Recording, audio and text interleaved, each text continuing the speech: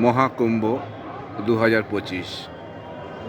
ভগবানের অশেষ কৃপা, তাই আজ এই মহাকুম্ভে সাক্ষী হয়ে থাকতে পারলাম। খুব ইচ্ছা ছিল কৌশিককে নিয়ে আসব, কিন্তু হলো না, সম্ভব হলো না। একটা আক্ষেপ থেকে গেল। যাই হোক, পরিবার ছেড়ে অনেক দূরে আছি কুম্ভ মেলায়।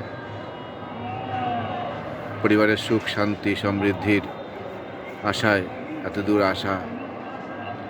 ঈশ্বর আমাদের প্রতি সহায় হবেন।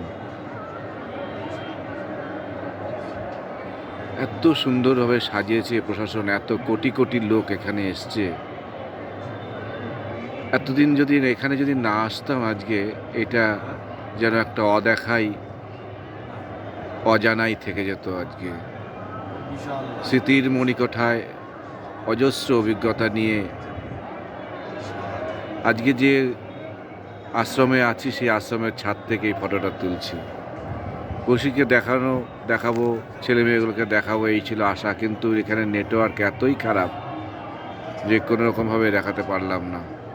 এই সুবিশাল মহাকুম্ভের কি বিশাল আয়োজন! কোটি কোটি লোক এখানে পদধূলি দিয়েছে।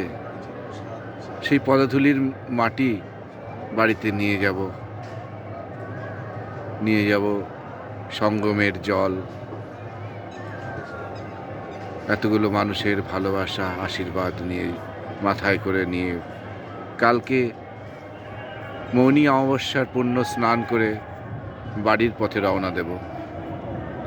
আজকের ভিডিও 2 মিনিট হয়ে গেল, এখানেই রাখছি।